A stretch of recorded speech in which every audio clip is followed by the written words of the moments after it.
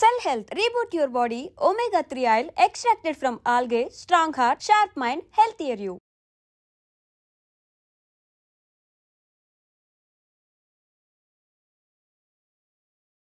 ఇప్పుడు చాలా సినిమాలు చేశారు. ఖచ్చితంగా ఈ కథ నేను చెయ్యాలి అనిపించిన అంశం ఏంటి? ఏ సెక్షన్ ఆఫ్ ఆడియన్స్కి ఎక్కువ రీచ్ అవుతుంది అనుకుంటున్నారు? మదర్ ఎమోషన్ అండ్ మావయ్య ఎమోషన్. ఇద్దరు కెమిస్ట్రీ బాగుంటుంది. నాది మాలవిక. సినిమాల బడ్జెట్లతో పోల్చుకుంటే ఈ సినిమా కొంచెం బడ్జెట్ ఎక్కువైనట్టుగా అనిపిస్తుంది. నా మీద ఎంత బడ్జెట్ పెట్టేస్తున్నారు అనే ఒక ప్రెజర్ అది ఉంటుంది సార్. ఇంకా అది ప్రతి సినిమాకి ఉంటుంది. సినిమాకి ఉంటుంది. కానీ కొన్ని సినిమాలు మంచి పేరు వచ్చినా కూడా ఒక్కొక్కసారి థియేట్రికల్ దగ్గర కమర్షియల్గా అంత పే చేయవు సార్. అలాంటి టైంలో మీరు డిసప్పాయింట్ అవుతారా? ఏమన్నా అవుతుంది సార్, డిసప్పాయింట్ అవుతుంది డెఫినెట్గా. అంటే ఇంకేం నెక్స్ట్ ఏం చేయొచ్చు. ఫైనల్గా ఓబామా అయ్యో రామా అనే సినిమా ఎందుకు చూడాలి అనే ఆడియన్స్ క్వశ్చన్ చేస్తే మీరు ఇచ్చే సమాధానం?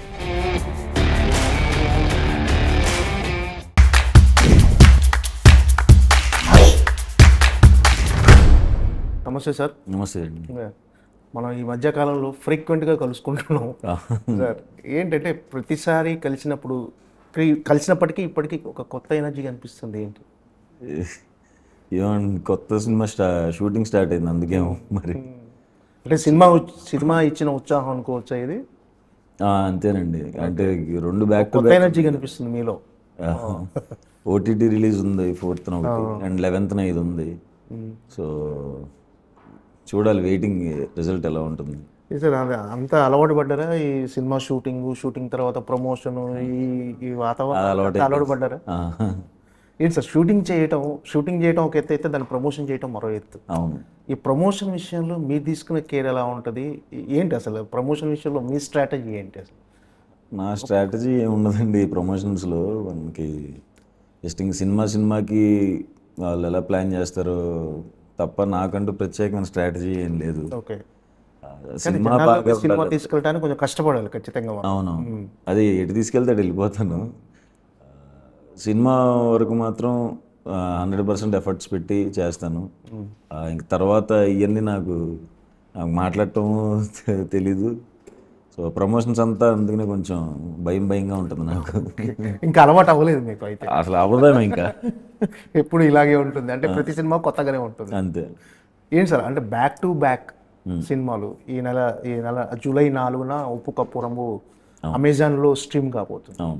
నెక్స్ట్ ఇప్పుడు నెక్స్ట్ వీక్ 11th ఓబామా అయ్యో రామ రాబోతుంది.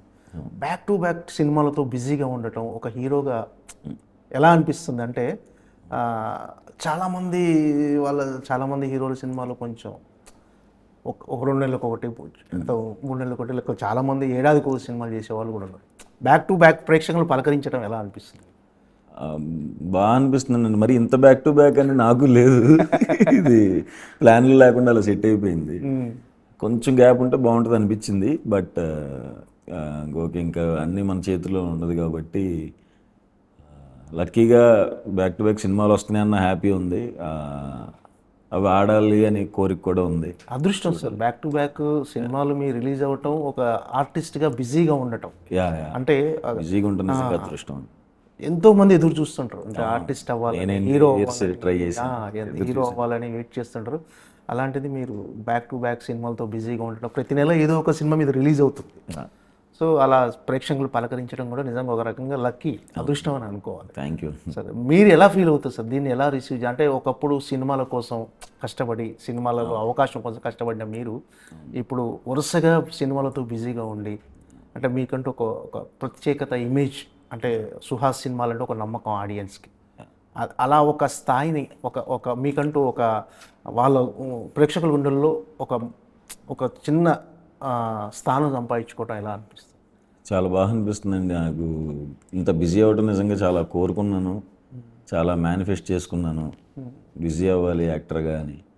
సో లక్కీగా ఇప్పుడు తమిళ నుంచి కూడా అవకాశాలు వస్తున్నాయి. అవును.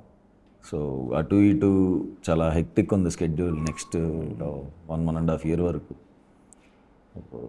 దేవుడికి థ్యాంక్స్ చెప్పుకుంటాను. అండ్ నాతో సినిమాలు చేసిన డైరెక్టర్లు అందరికీ థ్యాంక్స్. 4 మంచి సినిమాలు చేయబట్టి ఇంకొన్ని అవకాశాలు వస్తున్నాయి. సో థ్యాంక్స్ అంతా నా ఫ్రెండ్స్కి డైరెక్టర్స్కి, వాళ్ళే బిజీ చేశారు. ఓకే.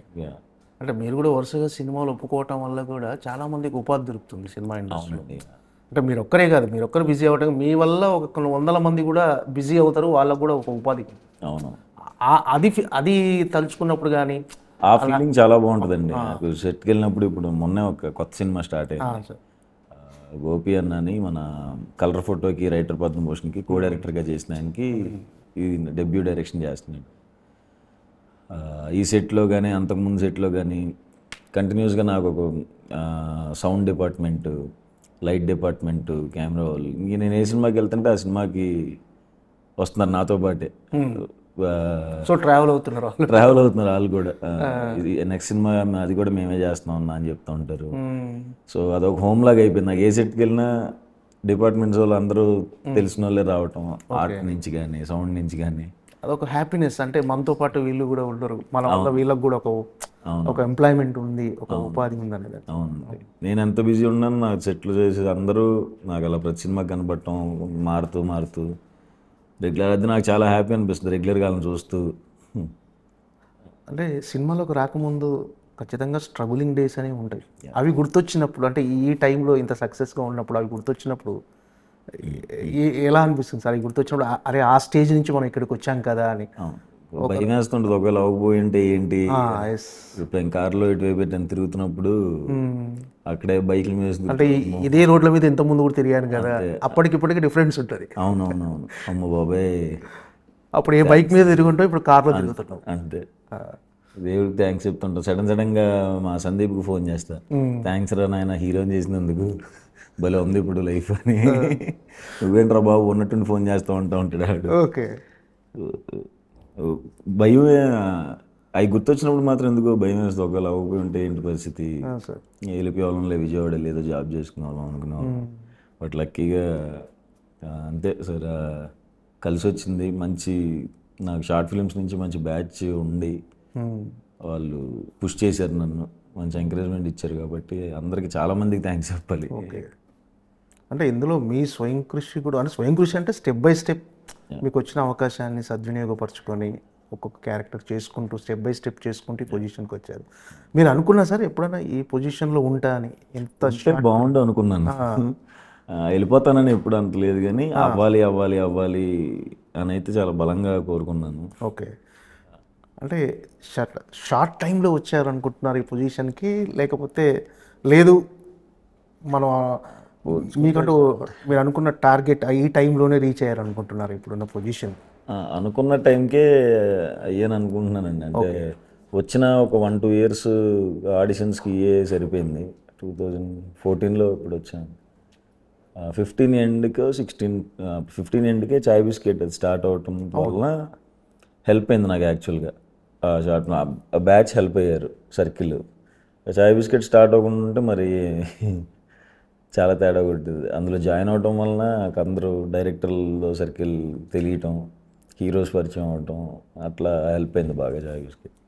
అంటే ఒక నటుడిగా అవుతానని ఒక మీకంటూ ఒక టార్గెట్ ఉంది, మీకంటూ అంటే నటుడు అవ్వాలనే ఇండస్ట్రీలో వచ్చారు, కానీ హీరో అవుతానని అనుకున్నారు? అనుకోలేదు, నిజంగా అనుకోలేదు. మంచి యాక్టర్గా మంచి రోల్స్ చేద్దాము అని అనుకున్నాను. హీరో అవుదామని చెప్పినప్పుడు కూడా నాకు అప్పుడే పుష్ప అవకాశం వచ్చింది. సుకుమార్ సార్ మాట్లాడారు అప్పుడే పక్కన కేశవ రోల్కి. అవును సార్, పుష్పలో కేశవ క్యారెక్టర్ ఫస్ట్ మిమ్మల్ని అనుకున్నారని తెలిసింది. అవును. అయితే ఎందుకు మన సుహాస్ హీరోగా చూస్తున్నాడు కదా, ఎందుకు డిస్టర్బ్ చేయటం అని అడగలేదా సార్? అంతేనా? అంటే కొంచెం అట్లాంటిదే. బట్ అదే టైంకి కలర్ ఫోటో అడుగుతుంటే నేను వీళ్ళు సందీప్ వాళ్ళ మీద సీరియస్, అదేంట్రా నేను ఇంత బిజీ అవుతున్నాను. అప్పుడు డే అండ్ నైట్లు ఉండేవి షూట్, క్యారెక్టర్ అంటే ఫ్రెండ్ రోల్స్ చేస్తున్నప్పుడు అసలు కంప్లీట్ బిజీ. ఇలా ఇన్ని చేస్తున్నాను, సడన్గా హీరో అంటున్నావు, ఇప్పుడే స్టార్ట్ అయింది నాకేమో కెరీర్, ఇప్పుడే డబ్బులు చూస్తున్నాను, ఆపేస్తున్నారు ఏంటి అది ఇది అని అంటే, ఇంకా మాటలు అది కాదురా, నువ్వు హీరో అంటే అలా ఏం చూపించట్లేదు, నేను నల్లగా ఉన్నోడే కావాలి అందుకే అడుగుతున్నాను అని చెప్తుంటే నాకు మా పెద్ద సినిమా అవకాశం మిస్ చేసేస్తున్నారు అని చెప్పి నేను అనేవాడిని. మనసులో కూడా అనుకున్నా, సినిమా పుష్ప మిస్ అయిపోతుంది ఏంటని. అప్పుడు బాధపడ్డాను, కానీ తర్వాత ఇది కూడా హెల్ప్ అయింది నాకు. ఓకే. అంటే అడిగితే చేసేవాళ్ళ పర్ఫెక్ట్గా చేసేయండి అని అంటే సుకుమార్ గారు లేదు నువ్వే చేసేయాలంటే చేసేయచ్చు వాళ్ళ? చేసేసామండి. ఓకే. అయితే ఉప్పు కప్పురముతో పాన్ ఇండియా హీరో అయిపోతున్నారు. అంటే స్ట్రీమింగ్ అన్ని భాషల్లో అవ్వబోతుంది. అంటే first time pan India hero. చూడాలి, స్ట్రైట్ తెలుగే కాబట్టి. కానీ అంటే అన్ని భాషల్లో స్ట్రీమ్ భాషలో అవబోతుంది. release. ఓకే.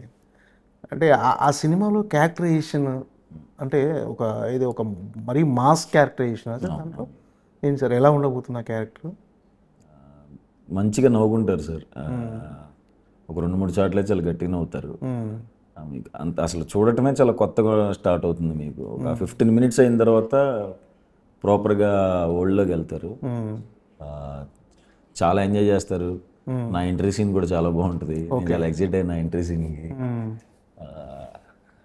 కామెడీ సీన్స్ అన్నీ బాగుంటాయి, పాటలు కూడా అదిరిపోతుంది, బీజిఎం అన్నీ ఎంజాయ్ చేస్తారండి. చక్కగా హ్యాపీగా ఇంట్లో కూర్చుని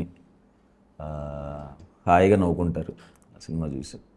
ఓబామా అయ్యోరాం విషయానికి వస్తే ఈ సినిమా ఒప్పుకోవడానికి రీజన్ ఏంటి సార్? ఈ సినిమాలో కూడా మీరే అమ్మాయి వెంట పడటమేనా ఈ సినిమాలో కూడా? అమ్మాయి వెంట పడటం ఉంటుందండి. ఇది ఒక రకమైన కాన్ఫ్లిక్ట్ ఉంటుందండి ఇద్దరు కలవటానికి.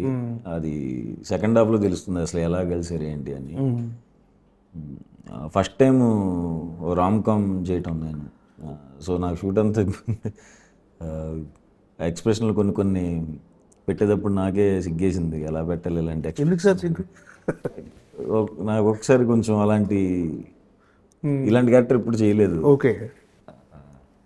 అమ్మాయి ఇట్లా చూడటం అంటే రొమాన్స్ ఎక్కువ ఉంటుందా హీరో హీరోయిన్ మధ్య మీ మధ్య? ఉంటుంది, మరి హెవీ రొమాన్స్ జస్ట్ నార్మల్గా అందరూ చూసేది. ఈ సినిమా ఒప్పుకుంటానికి నా డైరెక్టర్ రామన్న నాకు ప్రతిరోజు పండుగ నుంచి పరిచయం. ప్రతిరోజు పండుగలో అసోసియేట్ డైరెక్టర్. అప్పటి నుంచి బాగా ఇద్దరం బాండింగ్ కుదిరింది. అప్పటి నుంచి రెగ్యులర్గా మాట్లాడుకునే వాళ్ళం. హిట్ 2కి చీఫ్ ఐడీగా చేశాడు ఆయన. హిట్ 2 అప్పుడు కథ చెప్పాడు. హిట్ 2 అప్పుడు కూడా ఇప్పుడు నేను అమ్మాయి తల నరికే సీన్ ఒకటి ఉంటుంది, ఆ టైంలో వచ్చి కథ చెప్పాలి డార్లింగ్ అన్నాడు. ఆ టైంలో ఇలాంటి కథ చెప్పాడు. ఓకే. నేను ఎట్లా ఉన్నాను నువ్వు చెప్తున్న కథ ఏంటి అని. పర్సన్ చాలా మంచోడు అనమాట డైరెక్టర్. నాకు పర్సనల్గా చాలా ఇష్టం. చాలా తక్కువ మందిని చూస్తాను అంత జెన్యున్గా. నేనంటే చాలా ఇష్టం ఆయనకి. ఆయన కూడా నాకు చాలా ఇష్టం. సో చెప్పిన వెంటనే ఇమీడియట్గా చేసేద్దాం అన్నాను. అండ్ ప్రొడ్యూసర్ కూడా మంచి ప్రొడ్యూసర్ దొరికారు లక్కీగా, హరీష్ గారు, కొత్త ఆయన కూడా ఇప్పుడు దేనికి కాంప్రమైజ్ అవ్వకుండానే ఖర్చు పెట్టారు. ఓకే. మంచి టీముని తీసుకొచ్చారు. మణికందన్ గారిని తెచ్చారు డిఓపి, రతన్ గారిని తెచ్చారు. అందరూ మంచిగా క్లోజ్ అయ్యారు, అందరూ బాగా వర్క్ చేశారు. అది అలా స్టార్ట్ అయింది, ఇప్పుడు రిలీజ్కి వచ్చేసింది. అంటే మీరు చాలా చూజీగా వెళ్తుంటారు కథల విషయంలో కానీ వీటి సినిమాల విషయంలో కానీ. అంటే ఈ సినిమా ఒప్పుకోవటానికి పర్టికులర్గా ఓబామా అయ్యోరామ్ ఒప్పుకోవటానికి రీజన్ ఏంటంటే క్యారెక్టరైజేషనా, కథనా, డైరెక్టరా? అంటే డైరెక్టర్ ఎలాగో మీకు తెలుసు అంటున్నారు. సో క్యారెక్టరైజేషన్, కథ ఎంతవరకు మిమ్మల్ని ఈ సినిమా చేయాలని ప్రభావితం చేసి? కథ విన్నప్పుడు నాకు చాలా ఇంట్రెస్టింగ్ అనిపించింది అండి. ఇంకోటి ఈ జోనర్లో ఎప్పుడు చేయలేదు కదా, రామ్ కామ్ ఎప్పుడు చేయలేదు, లవ్ స్టోరీ ప్రాపర్గా ఇట్లాంటిది చేయలేదు. సో అందుకనే ఇది ఒకటి ట్రై చేద్దాం అనిపించింది. ఓకే.